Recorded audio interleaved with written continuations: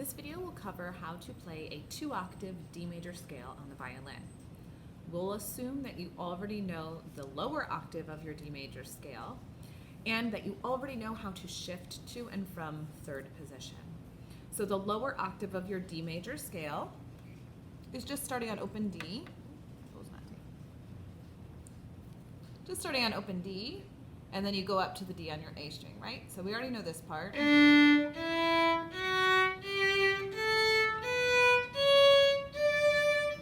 If we just keep playing up to our E string, we're gonna run out of fingers and run out of notes. So we have to shift up to third position, and the easiest spot to do that is on the A string. So after you play the C sharp on your A string, we're gonna be shifting up to third position. Notice my thumb will go with my first finger. Okay, and then we also know that in D major we have F sharps and C sharps. So the fingering, and I'm going to show you first without the bow. So you'll be playing D with your first finger, E with your second finger, a whole step to F sharp. Notice the big space between 2 and 3. Then the next note's G, that's a half step. Then we're going to keep our hands in third position, and we're going to put our first finger on our E string. That will be playing the A, B, whole step to C sharp, and D.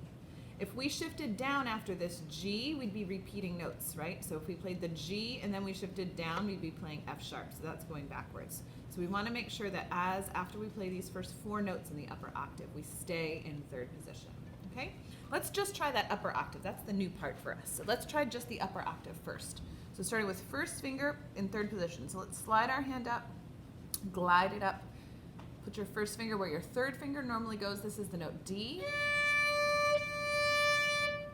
Okay, so let's go nice and slowly together. This is D, whole step to E, another whole step to F sharp, half step to G. Then remember, we're not going to shift. We're going to keep our hand in third position. First finger E on our A on our E string, whole step to B, whole step to C sharp, whole step to half step to G, D, then back down. This is the hardest part of the scale, getting from this A to the G on our A string, F sharp, E, D. Okay, so that's the upper octave only. One tip, when you're coming down your scale, make sure that you don't pull your fingers back, because then when you have to find that G on the way down the scale, it's a really big reach. So if you keep your fingers hovering over the string, it makes it much easier to find that G on the way down the scale. Now, let's try the whole thing. So we're going to start with open D, and remember, after we get to the C sharp, you're going to be shifting up to first finger D, okay? So starting with open D, check posture and bow hold. Obviously your instrument's in tune too, right before we played. So starting with open D, ready? And D, E, F sharp, G, A, B, C sharp. Then we're going to glide up to third position, play the D with your first finger, E, whole step F sharp, half step G, stay in third position A, B, whole step C sharp, D. Then back down,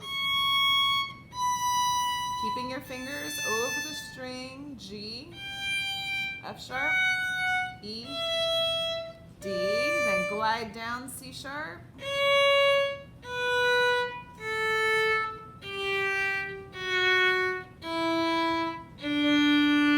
now if I showed you the back of my hand while doing that scale, you want to make sure that as you're playing up your A string, the thumb goes with the hand, with that first finger, and then when you come back down the scale, it slides back.